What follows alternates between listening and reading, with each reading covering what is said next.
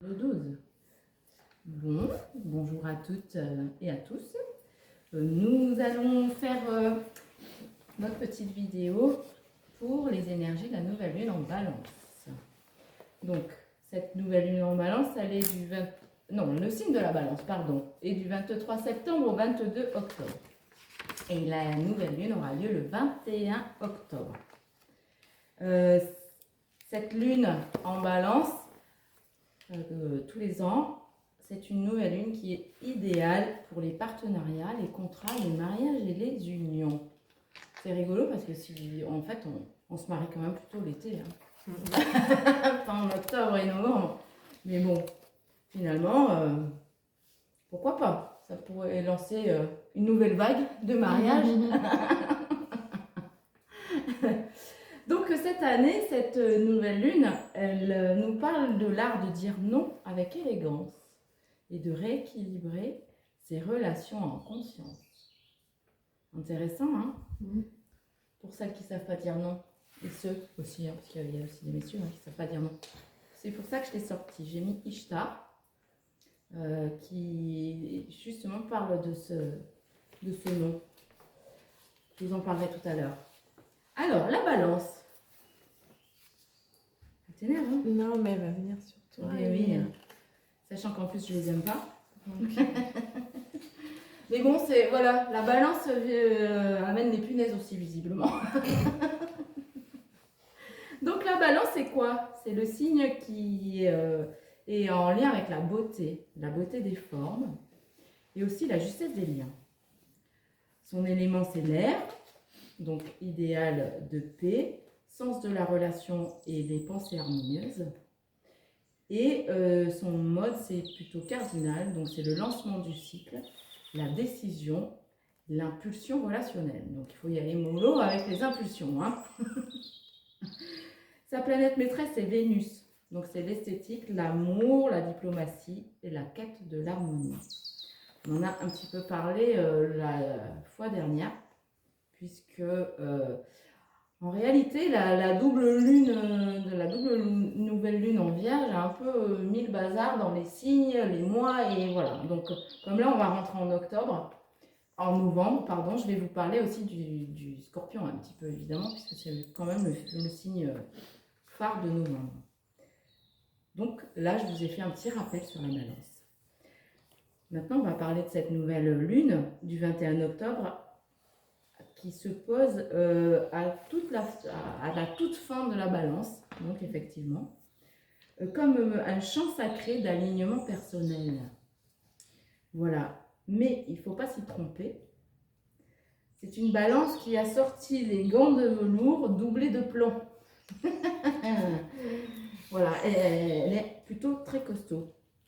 Cette lunaison forme un carré à Jupiter en Cancer et à Pluton en Verseau, générant une tension entre besoin de sécurité émotionnelle et aspiration à une vérité profonde. Alors c'est rigolo pour celles qui suivent mes petites vidéos, j'ai encore parlé de la vérité. Voilà. Donc c'est une chose est sûre avec cette nouvelle lune, c'est que tu ne pourras plus éviter les non-dits. C'est plutôt intéressant, hein. Les non-dits, les secrets, tout ça là qui fait que on est sous des chapes de plomb en fait avec ces non-dits, hein. Voilà. Donc c'est un rendez-vous cosmique qui t'invite à dire non sans culpabiliser, à poser des limites claires, à résoudre des tensions enfouies, à retrouver des accords plus justes et à trancher ce qui restait flou. C'est une opportunité d'un nouvel équilibre aussi. Donc, c'est un équilibre à trouver entre être ferme sans être dur, être claire sans être cassante. Et donc, cette lunaison t'apprend l'art de la parole alignée, celle qui libère avant qu'elle remet de l'ordre. Autant qu'elle remet de l'ordre. Voilà, je l'avais dit tout à l'heure. Comme je suis fatiguée, Les mots vont se mélanger, mais c'est pas grave. Mais tout c'est qu'on comprend. Exactement, mais est-ce que vous m'avez compris jusqu'à maintenant? Oui. C'est assez clair. Bon, ça va, très bien. Donc, cette lunaison t'invite à réajuster tes relations en profondeur. C'est le moment d'aller faire du ménage en fait. Hein. Les tensions ne sont pas des obstacles, mais des révélateurs. Souvent, on a tendance à les prendre comme des obstacles. Alors qu'en réalité, c'est faire focus sur quelque chose et dire, mince, il y a un truc qui ne fonctionne pas. Voilà, elle t'indique là où tu t'oublies souvent, là où tu acceptes l'injustice, et là où il est temps de poser un cadre clair. Poser des cadres, dire non, ça j'en veux plus. Voilà. Dire non, poser une limite, oser une conversation inconfortable. Voilà les clés de cette nouvelle lune. Donc l'harmonie ne vient pas de l'évitement, mais de ta capacité à te respecter en premier. Donc c'est une invitation à construire des liens plus vrais, plus alignés et plus durables. Je vais vous parler des archétypes de cette lunaison. Donc, il y a la médiatrice puissante. Elle est celle qui apaise sans se nier, qui relie les mondes sans s'y dissoudre. Sa parole est un pont entre les opposés. Souvent, on n'aime pas les opposés. Mais pourtant, ça sert à travailler aussi. Voilà, donc elle écoute, elle comprend, elle reformule, elle transforme. Elle incarne la sagesse du juste milieu, non par tiédeur, mais par conscience. Voilà. Et son mantra, c'est « Je pacifie sans me trahir ». On n'est pas obligé d'être dans les relations conflictuelles et de force. On peut être dans la pacification et toutefois, on ne se trahit pas non plus, quoi. Voilà. L'autre archétype, c'est la souveraine du non sacré. Elle est la femme qui a cessé de tout accepter pour être aimée. Ça, c'est assez difficile, en fait. Hein. Son nom n'est pas un mur, mais une porte vers le respect. Elle trace le cercle de sa paix et y invite uniquement ceux qui vibrent juste. Et son mantra, c'est dire non, c'est me dire oui. Voilà. Et l'autre archétype, la gardienne de l'harmonie intérieure. Elle veille sur son temple intérieur avec douceur et rigueur. Elle sait que la paix ne vient pas de l'extérieur, mais d'un cœur bien ancré. Elle ajuste, elle rééquilibre, elle respire, et tout autour d'elle retrouve sa cohérence. Voilà, et son mantra, je choisis la paix plutôt que la complaisance. Alors, des petits conseils pour cette lunaison. Donc, préparez cette fameuse conversation qu'on évite. Voilà. Entre le 19 et le 23 octobre, prends enfin le temps d'écrire, parce que c'est 3 jours avant la nouvelle lune, 3 jours après la nouvelle lune. Donc, prends le temps d'écrire ce qui ne te convient plus, ce que tu ressens profondément et ce que tu souhaites vraiment. Mercure et Mars en Scorpion donnent du tranchant à tes mots, donc utilise-les avec conscience. Attention, faut y aller tranquille. Sois clair, direct, mais toujours ancré dans ton cœur. Je dirais que tout travail d'ailleurs devrait commencer par un travail de revenir dans son cœur, donc une petite méditation, hein, c'est pas mal. Ça évite de travailler depuis l'espace du mental. Voilà. Donc, on peut être ferme et douce à la fois, c'est là que réside la vraie force. Deuxième petit conseil, poser une limite sacrée. Donc, repérer l'endroit où tu sens que tes frontières sont floues, voire que tu piétines. Voilà. Puis ose, refuse, recadre, affirme ce qui est juste pour toi. Puisque cette nouvelle lune t'offre une impulsion précieuse pour dire non sans trembler. Voilà, un petit coup de pouce. Toc. Et invente une troisième voie. Ça, c'est la troisième clé. Si tu fais face à un blocage, Eh bien, plutôt que de choisir entre les deux extrêmes, crée une option nouvelle, inédite, inspirée. Un regard extérieur, un échange sincère ou un moment de recul pour t'aider à voir ce que tu ne voyais pas. Voilà. Ça crée des solutions innovantes qui naissent quand tu t'autorises à penser autrement. Alors, côté cœur, ça va donner quoi? Donc, avec Mercure et Mars en Scorpion, les mots deviennent chirurgicaux. Attention, ils coupent ce qui entrave, ils révèlent les vérités enfouies et initient une transformation. Donc, chez les couples solides, ça peut amener des renégociations, des équilibres, des tâches et des engagements.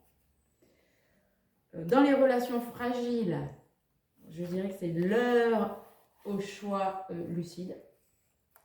Et pour les célibataires, ce sont les prises de conscience de ce que tu ne veux plus sacrifier pour être aimé. Voilà. Est-ce que vous avez envie que je vous parle de votre signe? Oui. Oui. Alors, on va commencer par notre petite balance. Non, petit balance. Et oui, nouvelle ligne dans ton signe, nouveau départ puissant. Voilà, c'est le moment de t'aligner pleinement avec qui tu es devenu. Recentre-toi, clarifie tes intentions et redessine ta manière d'être en lien. Voilà. Tu es balance aussi. Ensuite, toi tu es Sagittaire. Donc l'heure est à la mise au point dans tes cercles. Donc tes cercles de groupe, collaboration, réseau, familial. Voilà. Clarifie tes intentions et tes limites. De nouvelles alliances te tendent la main à condition d'être transparente. Toi, tu es Cancer, voilà, un petit signe d'eau. Les énergies te ramènent à ta sphère intime. Famille, foyer, racines. Des tensions peuvent ressurgir du passé, mais pour être vues, guéries et transmutées. Ou ose ouvrir ton cœur, même là où ça fait encore mal. Et pour les Vierges, cette lunaison t'invite à réajuster la gestion de tes ressources. Argent, temps, énergie, mais aussi amour.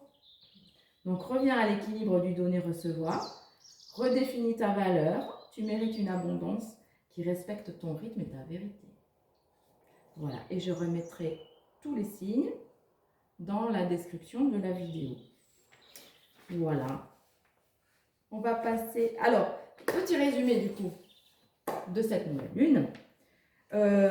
Cette nouvelle lune t'offre un miroir. Celui de tes relations, tes compromis et tes silences. Et vous verrez tout à l'heure que je vous ai concocté un petit rituel avec les miroirs. Donc, elle t'invite à cesser de t'ajuster à l'extérieur pour enfin t'ajuster à l'intérieur. Car c'est dans l'authenticité que l'amour véritable se révèle. Cette lunaison te demande d'oser le déséquilibre temporaire pour construire une paix durable. Elle ouvre un portail de vérité relationnelle, d'authenticité, de positionnement clair. Tu ne perds rien en disant non.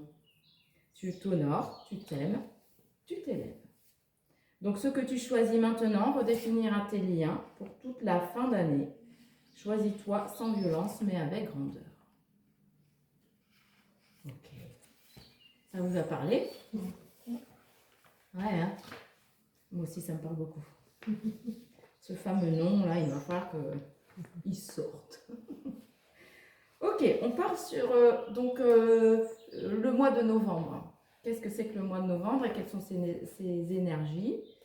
Le mois de novembre, c'est la réflexion, la gratitude et la fin. Et c'est aussi pour ça que je vous ai mis la fin d'un cycle. Je vous ai mis aussi Kali, qui parle de fin et de commencement. Donc la symbolique le mois de novembre, c'est le mois de la vérité intérieure et du courage émotionnel aussi. Donc ça symbolique sacré. Novembre vient de novem en latin qui veut dire neuf. Et oui, si on termine, en fait, c'est pour ramener quelque chose de neuf finalement. Donc c'est le 11, c'est le chiffre de la gestation, de l'accomplissement intérieur. Mais c'est aussi un mois de descente, d'introspection, d'approfondissement dans l'ombre fertile. Et oui, on va commencer à arriver vers les jours qui vont être très très courts. Et le froid va commencer à s'installer. Donc, novembre t'appelle à te délester de l'ancien avec dignité, plonger dans ta vérité nue et cesser de fuir ce qui fait mal et le traverser pour guérir. Les énergies spirituelles spécifiques de ce mois, et notamment donc, du coup en 2025, après la prise de conscience les prises de conscience d'octobre, novembre pousse à l'incarnation du nouveau positionnement. C'est le moment de réajuster des engagements, de revenir à sa vérité profonde, de transmuter la colère ou la culpabilité en sagesse. Et avec l'énergie évidemment du Scorpion, toujours active, l'heure est à la métamorphose. Ce que tu refuses encore de voir risque de remonter. Mais ce que tu oses regarder, ben, tu peux le libérer évidemment, puisque c'est là. C'est là pour ça d'ailleurs. Ce fameux Scorpion, c'est un signe magnétique, intense et souvent mal compris. Ah, puisqu'il pique celui-là. Hein? Voilà. Pourtant, c'est l'un des signes des plus puissants quand même du zodiaque. Donc, ses caractéristiques principales, un brin piquant évidemment, comme il se doit, hein, le Scorpion, s'il n'est pas piquant, c'est pas le Scorpion. Hein. Donc, son élément, c'est l'eau. Les émotions profondes, intuition puissante, sensibilité masquée derrière une carapace solide. Son mode, il est plutôt fixe, donc fidèle à ses engagements, mais aussi tenace, obsessionnel parfois. Le Scorpion ne lâche rien jusqu'à la mort. Hein. Il va, voilà. Et surtout, pas quand il sent que c'est vital. Et les planètes maîtresses, c'est Pluton et Mars. Donc, Pluton, c'est plutôt l'aspect moderne, et Mars, l'aspect traditionnel. Et du coup, c'est une combinaison explosive entre pulsion de mort et renaissance, en ce qui concerne Pluton, et force d'action en ce qui concerne Mars. C'est l'énergie de la transmutation, donc du phénix aussi, hein, et du combat intérieur. Les qualités du Scorpion, parce que quand même il en a, hein, même s'il est piquant et qu'il est voilà, pas toujours sympathique. Il est profond, loyal et intuitif. Il est passionné et magnétique. Perspicace et psychologue né. Mais il est psychologue né, mais pas toujours diplomate. Voilà. Capable de renaître de ses cendres. Et du coup, ces ombres à transmuter, ce serait le contrôle, la jalousie et la rancune, la manipulation et la méfiance extrême, et la tendance à l'autosabotage ou à la vengeance froide. C'est pas très sympathique. Hein. Mais quand même, il a une mission sacrée, hein, malgré tout, qui est d'apprendre à transformer ses blessures en force, à se dépouiller de l'ancien pour renaître, à embrasser la vérité nue, même lorsqu'elle dérange. Voilà. C'est l'initié qui descend dans les ténèbres pour remonter la lumière. Il est vraiment porteur de lumière. Sa phrase miroir, je traverse l'ombre pour en révéler la lumière. Donc, on va passer du coup maintenant à la déesse et aux déesses du signe du Scorpion, qui sont, donc je le rappelle, un signe d'eau. C'est le 8e signe du zodiaque. Et c'est un signe plutôt intense, autant dans la construction que dans la déconstruction. Ou la destruction, je dirais, plutôt. Il est confronté à gérer le pouvoir, il est réservé. Et l'animal du Scorpion symbolise la force vitale, la sexualité et la guérison. L'araignée est aussi donc le signe des déesses du Scorpion, puisque c'est elle la grande tisserande artisane de la création et de la toile de la vie. Et donc, C'est pour ça qu'elle est venue nous rendre une petite visite tout à l'heure, avant de débuter. C'est sous le signe suivant du Capricorne que les fils prennent forme pour créer la trame dans notre existence. Les déesses du Scorpion et de l'Araignée personnifient la passion, la sexualité et la guérison, entre autres avec les déesses serpents. Parce que le Scorpion est la porte qui ouvre sur le monde invisible. Les déesses de la mort et de la renaissance sont aussi présentées, voilà, dans ce signe. Les réflexions de ces déesses, c'est ce mois-ci dans le signe du Scorpion, femme déesse de l'eau, femme de l'ombre. Prends le temps de te ressourcer dans les profondeurs de ton être, à la source de ta force intérieure. Explore ton ombre, ta force de vie, ta sexualité. Repose-toi et refais le plein d'énergie. Laisse tes capacités psychiques te permettre de ressentir ce qui est en toi et ce qui t'entoure afin de maintenir un lien intime avec ton âme. Reconnais et honore que ta mission est d'être une femme sexuelle, une femme des profondeurs et une femme forte intérieurement. C'est vrai que l'aspect sexuel de la femme, souvent il n'est pas embrassé. Et c'est bien dommage parce que ça fait partie intégrante aussi de la femme d'avoir des besoins sexuels. On va plus dire du coup de ces femmes que voilà, son info, voilà. Ça gêne moins quand c'est dans le masculin. Hein. Bon. Je vais vous parler plus de Serket. L'année dernière, on avait parlé de Perséphone et de je ne sais plus comment elle s'appelle, d'une autre déesse. Mais là, j'ai voulu en trouver une autre quand même, hein, parce qu'il y en a plein, malgré tout. Donc Serket, c'est une gardienne du seuil et guérisseuse des poisons intérieurs. On peut faire appel à elle pour justement tout ce qui est poison intérieur, genre la jalousie, hein, qui est un vrai poison.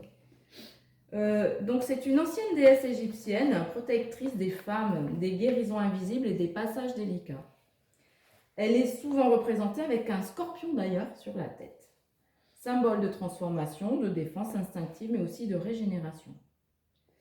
Elle veille sur les personnes qui vivent des périodes de changement, de deuil symbolique ou qui ont besoin de reprendre leur pouvoir personnel. Elle guide celles qui sont prêtes à dire non. Donc ça tombe bien avec notre petite lunaison. C'est pour ça que voilà, j'ai dit ah mais c'est elle. C'est elle qu'on va inviter. Donc elle nous aide à nous libérer de ce qui nous empoisonne et à renaître plus forte. Donc tu peux l'invoquer quand tu ressens le besoin de te protéger d'une influence extérieure, genre une relation, une pensée qui revient en boucle, là, d'accord, ou un souvenir. Tu peux l'invoquer pour t'aider à poser une limite claire, même si c'est inconfortable, à guérir une blessure ancienne que tu n'arrives pas à comprendre, mais que tu ressens encore, ou simplement de retrouver ton espace intérieur sacré. Son énergie est à la fois douce et ferme, comme une main posée sur ton dos qui dit « Tu peux avancer maintenant, ce qui t'a blessé ne t'atteindra plus ». Tu peux simplement l'invoquer intérieurement, évidemment, en posant cette intention dans ton cœur, de dire « Serket, aide-moi à laisser partir ce qui me fait mal, ce qui me fait du mal. Aide-moi à poser mes limites. Protège-moi pendant que je dis ma vérité. » Voilà. Elle est chouette, hein, cette petite Serket. Alors, je vais vous parler aussi des déesses que j'ai mises sur l'autel, et notamment donc Kali. Je vais vous la faire passer après. Voilà, Kali, qui parle de fin et de commencement. L'ancien doit être libéré pour que le nouveau puisse entrer. Et oui, il faut faire de la place, évidemment. Et Ishtar, que vous pouvez aussi invoquer pour nous aider à dire non. Aimez-vous suffisamment pour dire non aux autres lorsqu'ils exigent de vous temps et énergie, sans retour. Voilà. Voilà. Ensuite, eh bien, pour terminer, on va passer à notre fameux rituel que je vous ai concocté. Donc, si vous avez bien suivi, on a parlé que cette nouvelle lune était un miroir. Voilà. Je vais porter le chiffon pour la nettoyer, pour que vous soyez toutes très très belles. Voilà, donc voici le petit miroir. Donc, il vous faut vous procurer un miroir si vous voulez faire ce rituel. Et puis une plume. Voilà. Donc, je vais vous faire passer le miroir. Tac. Voilà. Je vais vous faire passer des petites feuilles.